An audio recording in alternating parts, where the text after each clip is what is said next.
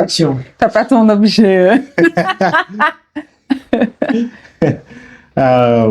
C'est parti. Bonjour à tous, votre humble serviteur Espoir pour le magnifique podcast Présente-nous ton parcours. Aujourd'hui, je suis content de vous parler du parcours de deux personnes qui me sont chères. Elles sont présentes, vous les verrez dans quelques secondes de suspense que je souhaite garder. C'est un couple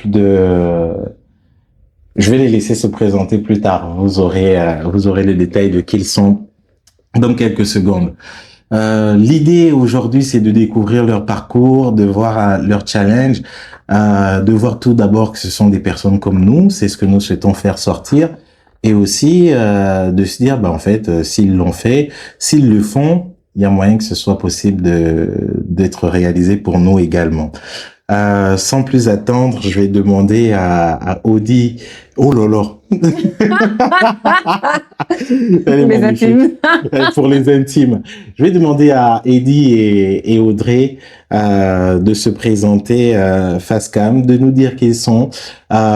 Simplement, si vous pouvez nous apporter quelques lumières à la question et répondre à la question suivante. Comment est-ce que vous vous présenteriez simplement? Bonjour à tous, donc moi c'est Eddy, donc je me présenterai disons que je suis gabonais et que je suis un passionné d'Afrique. Passionné d'Afrique, c'est beau ça.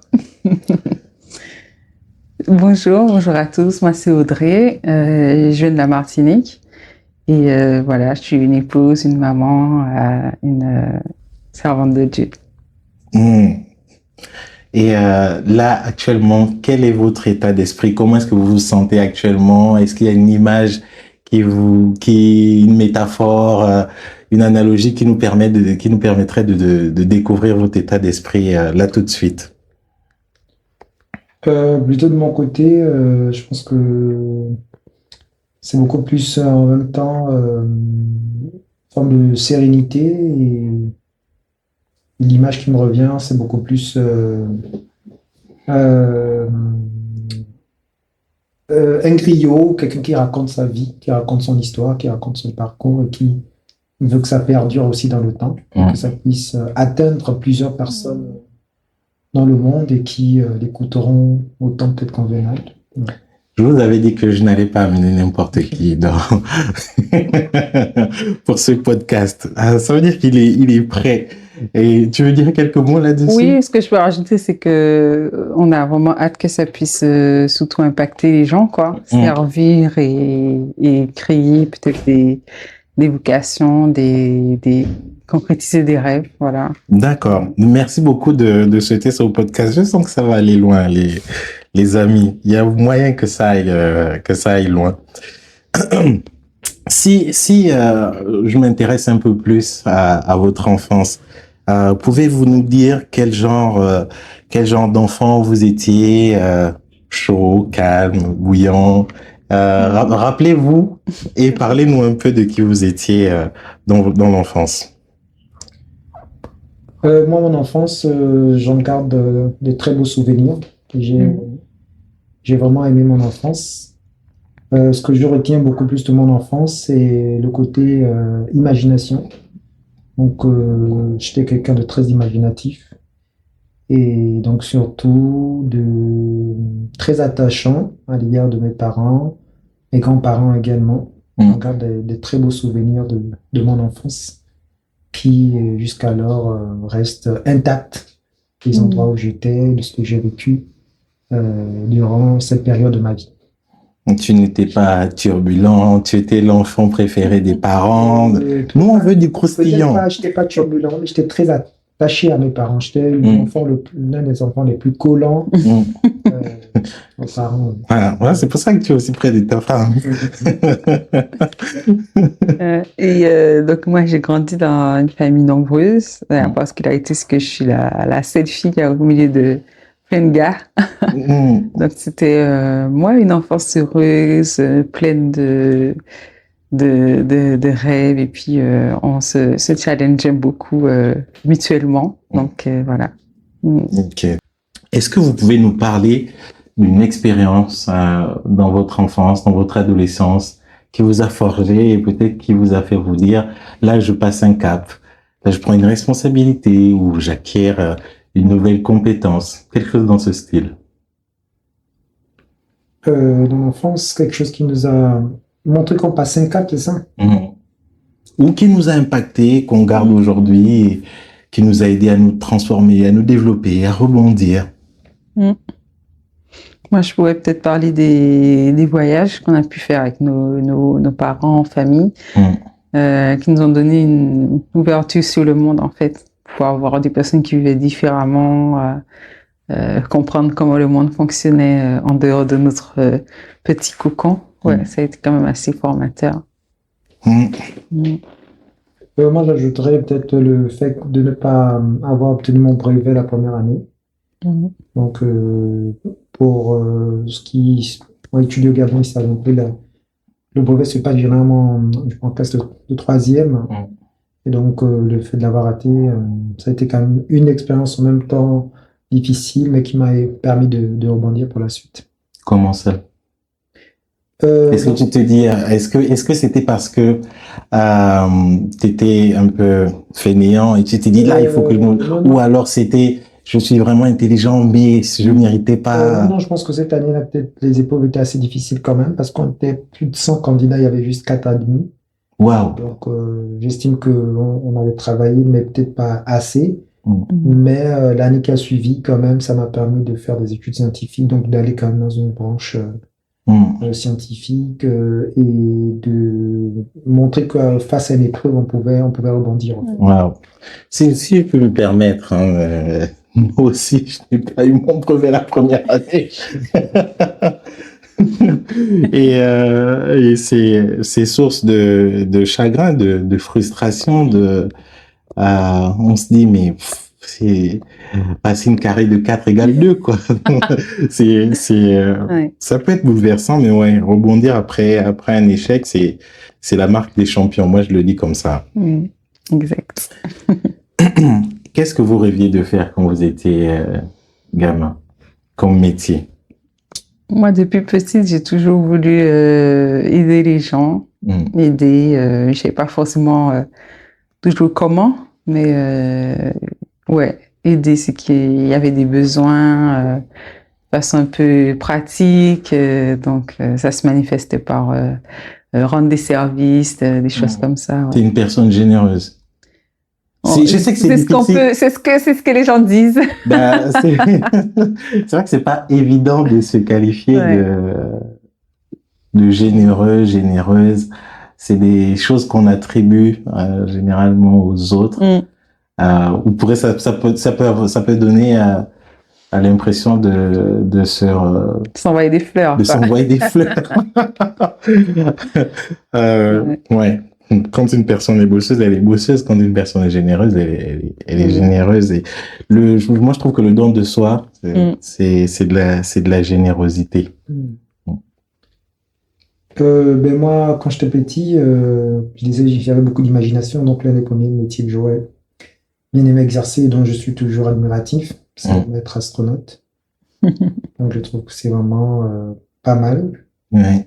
Le métier aussi que j'aurais faire, et j'ai toujours été en admiration, et tout ce qui est diplomatie. Donc, conseiller des personnalités. Mais bien, et à cela s'ajoute aussi toujours l'aspect de travail dans l'humanitaire, l'ONG, aider des gens de différents pays, pas forcément dans mon pays même, mais être capable d'avoir une dimension internationale et bénir des gens à travers le monde. Imaginez un astronaute diplomate. Qu'est-ce que ça peut donner? Qu'est-ce que ça peut donner?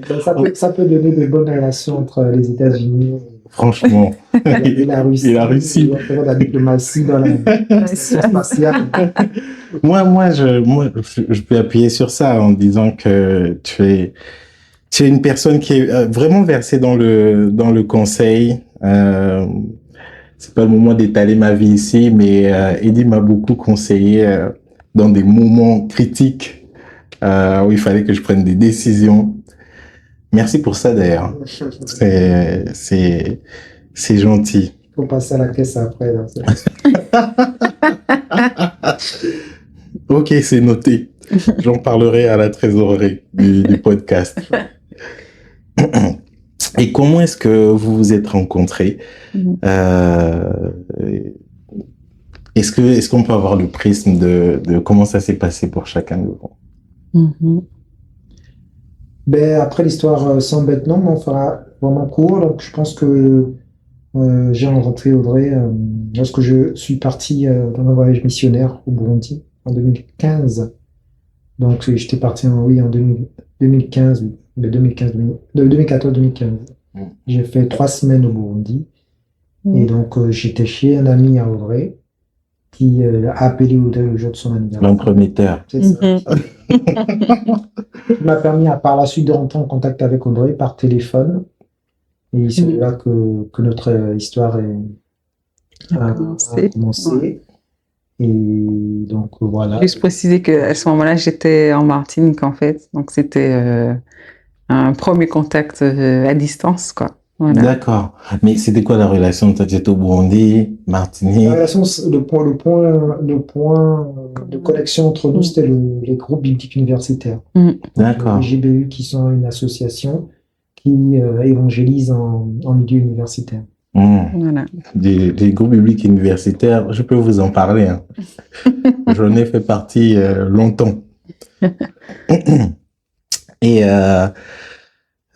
où est-ce que j'en étais dans mes questions? Quelles étaient vos aspirations? C'était quoi vos objectifs de vie à ce moment-là? C'était quoi la lancée? Vous en étiez où de votre parcours à ce moment? Moi, j'étais en master, ouais, je finissais mon master, donc j'étais vraiment focus études, se projeter pour l'avenir. Donc, c'est vrai que c'était pas une période où j'étais totalement en recherche de tout ce soir. Voilà, j'étais vraiment concentrée sur mon diplôme qui arrivait. Et, ouais, c'était un peu ça le mood du moment. D'accord.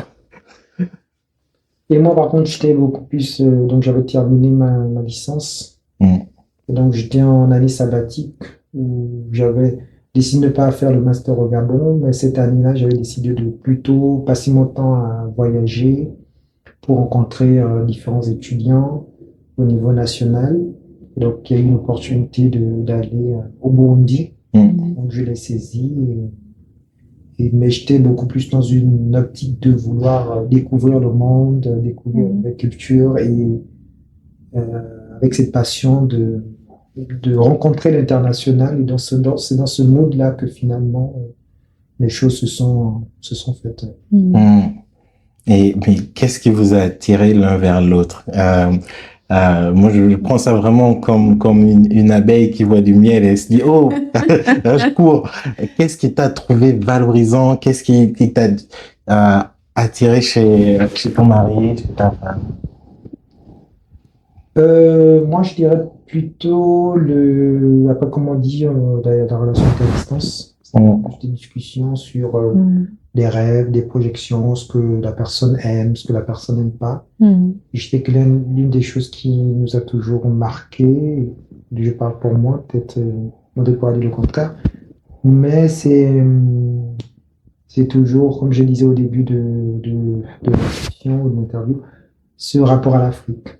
Ce rapport à l'Afrique qui a été quand même la leitmotiv, dans le sens où je reste toujours quand même très admiratif de ce continent. Et je pense que c'est l'un des points d'ancrage de nos discussions. C'est quand même par là qu'on a peut-être pensé, qu'on a peut-être fait l'un pour l'autre, parce qu'il y avait une passion commune pour... Je sens que l'Afrique a une place dans votre famille. Ouais. D'accord.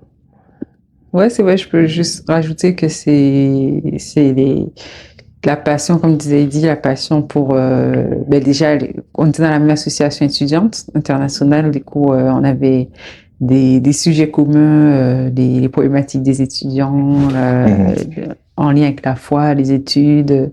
Donc, ça nourrissait aussi nos discussions, en fait. Même si à ce moment-là, effectivement, on était tellement loin géographiquement l'un de l'autre qu'on voyait pas forcément comment on aurait pu se voir, mais au moins on continuait à discuter ensemble de nos rêves, de ce qu'on souhaiterait faire, là où on souhaiterait être. Donc, c'est ce qui nous a nourris pendant des mois, quoi. Ouais. Ça fait combien de temps que vous êtes mariés? Bientôt 8. Ouais, bientôt 8 ans. Les enfants, c'est possible. Ça existe. Je suis content de vous dire que c'est pas un conte de fées et que c'est réel et que les gens sérieux sont capables de le faire.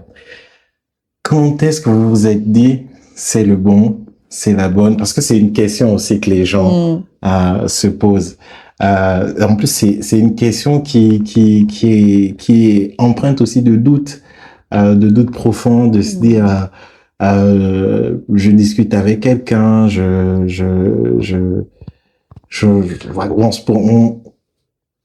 se complète. Et qu'est-ce qui vous a permis de sauter le pas?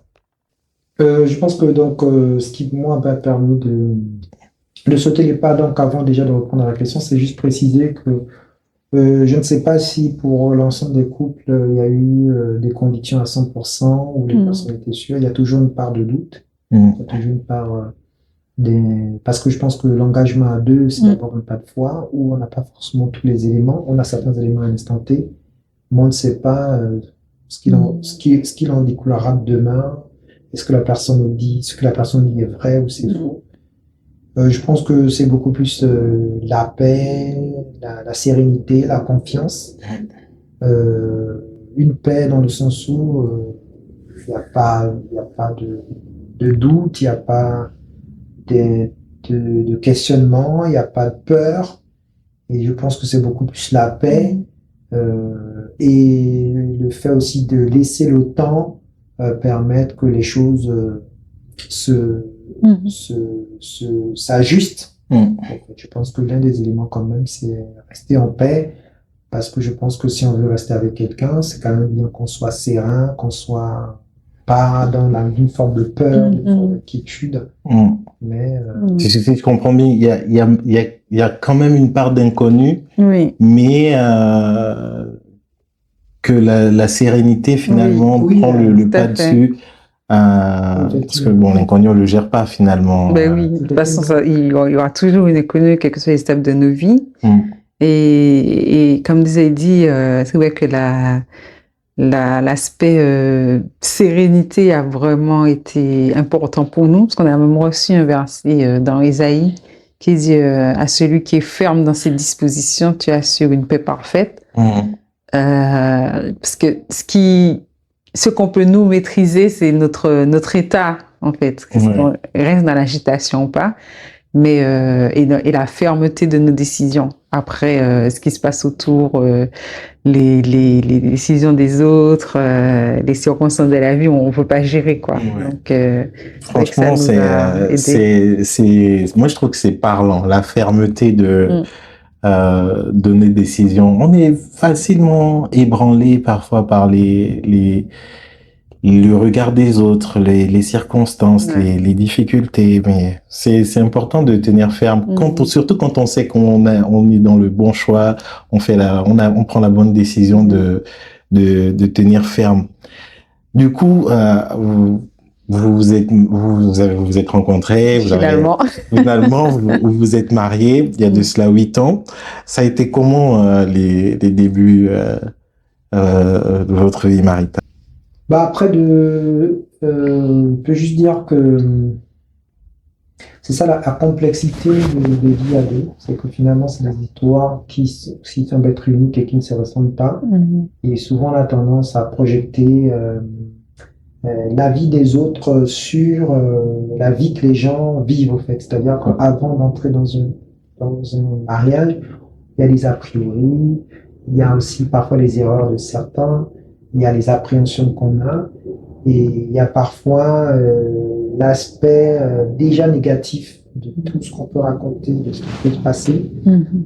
Mais dans l'autre cas, ça peut sembler paradoxal, mais les premières années n'ont pas été d'une grosse complexité. Mm. Parce que je pense qu'au fait, ce qui nous a aussi aidé, c'est les cœurs à cœur pendant la relation à distance, qui ont permis au moins de se connaître et de pallier à beaucoup de choses quand on s'est mis à vivre à deux. On n'a pas eu des grosses disputes, on n'a pas forcément eu des situations, comme on dit, oui, à la troisième année, tout craque. On n'a jamais vraiment vécu ça. On peut classer ça dans la grâce ou hors compétition ou hors catégorie. Et on vous montrait en disant qu'on s'est forcément crié dessus, on n'arrivait plus à s'entendre, mais on a eu l'impression que tout avait l'air normal, qu'on s'entende et que malgré le fait qu'on venait de cultures différentes, on n'a jamais eu vraiment des grosses difficultés à trouver notre place dans la vie à deux. Et si je te challenge un peu. Du coup, pour vous, ça n'a pas été difficile au début et c'est sympa d'entendre ça. Il y a plein de choses que vous n'avez pas vécues, le craquage des 3 ans. Je sais pas qui a inventé ça d'ailleurs. Vraiment. Mais qu'est-ce que vous avez eu du coup? Mais je pense que la particularité de notre histoire, c'est vrai qu'on était à distance pendant 3 ans, quasiment 3 ans. Et justement, le fait, comme il disait, qu'on avait énormément de discussions de cœur à cœur, ce qu'on a eu sur place, c'était peut-être plus la différence culturelle, puisque comme on vient de zones assez différentes, c'était vraiment ajusté au quotidien les différences culturelles, que ce soit au niveau de la façon de faire, de la nourriture, du langage aussi, hein. De la façon de voir la vie, en fait. C'est petit à petit qu'on a vraiment ajusté les choses qui étaient, qu'on devait faire du fait de vivre ensemble. Mais c'est vrai que tout l'aspect idéologie, si on croit en quoi, on discutait énormément avant. Donc, je pense que ça nous a beaucoup aidé à fluidifier tous ces sujets-là, quoi. D'accord. Dans le couple, que vous évoque le mot communication? On veut profiter de votre expérience. J'avais pas noté la question dans mon script, mais priorité au direct. Non, je pense que la communication, après, c'est quand même quelque chose de complexe à définir, parce que la communication englobe beaucoup de choses. Parfois, on peut identifier la communication verbale, la communication non verbale. Et donc, je pense que la communication, c'est vraiment aussi cette capacité à déjà se sentir libre, libre d'exprimer ce qu'on ressent vraiment, sans forcément accuser l'autre ou quoi que ce soit. Mais c'est aussi la capacité à ce que l'autre comprenne. Et quand l'autre comprend, il s'adapte et s'ajuste aussi en fonction de ce que l'autre a dit. Je pense que donc ça englobe plusieurs aspects de la vie de deux individus. Moi, je rajouterais que parfois, quand on pense à communication, on pense au fait de parler. De parler tout le temps, de toujours vouloir donner son avis, sa position, alors que parfois la communication aussi efficace et saine dans le couple, parfois c'est se taire aussi.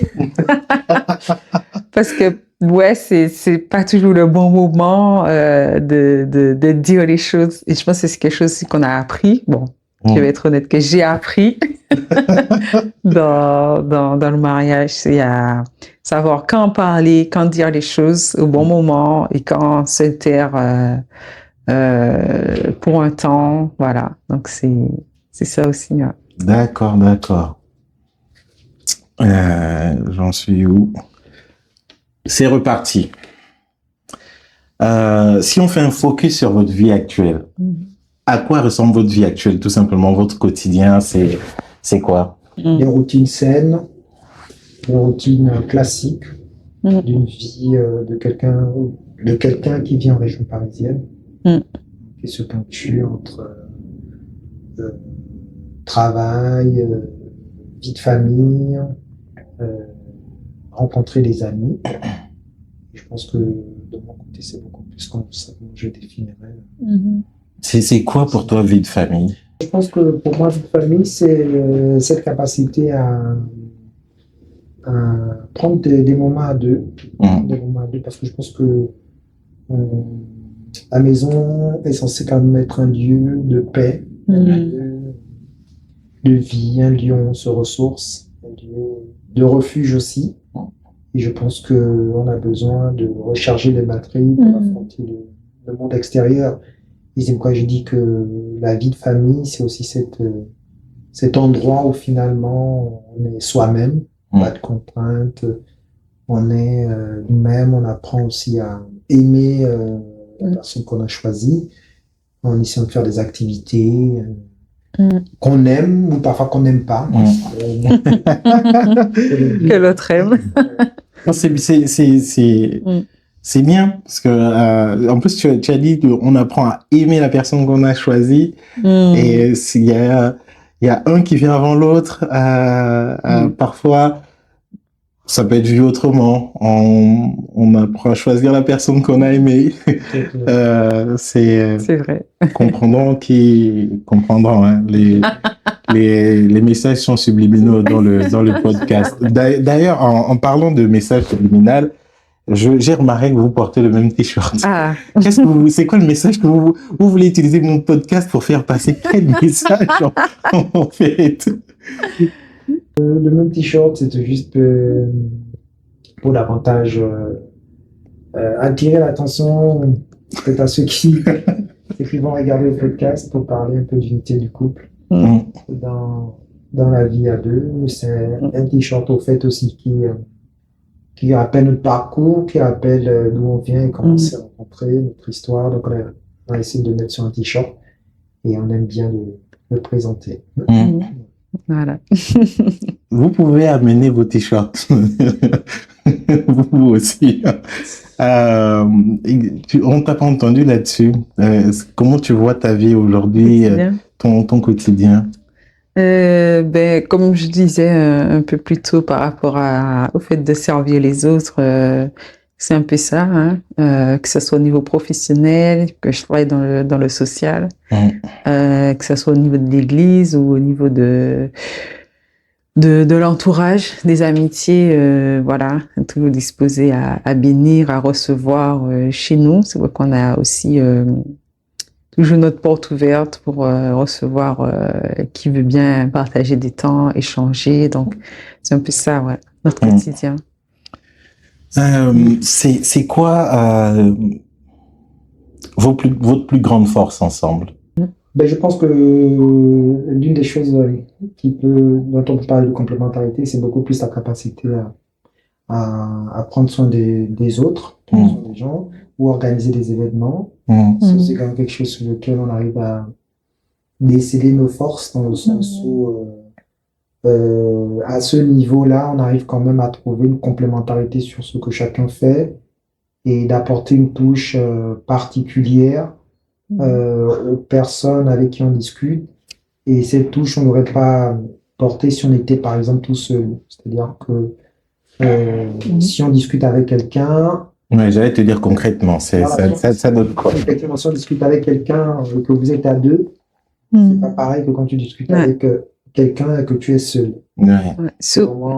Surtout le fait d'avoir un point de vue, enfin une perspective féminine et masculine. On a remarqué que ça peut être très utile dans les échanges, en fait, des choses que je vois pas forcément, que lui peut comprendre différemment parce qu'il est un homme. Donc ça aide d'être à deux dans ce type d'échange, quoi. D'accord. Ouais. Vous avez l'esprit.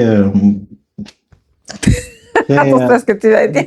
Non, je trouve que vous êtes de bons accompagnants. C'est ce qu'il fallait dire ou pas? Oui, on peut.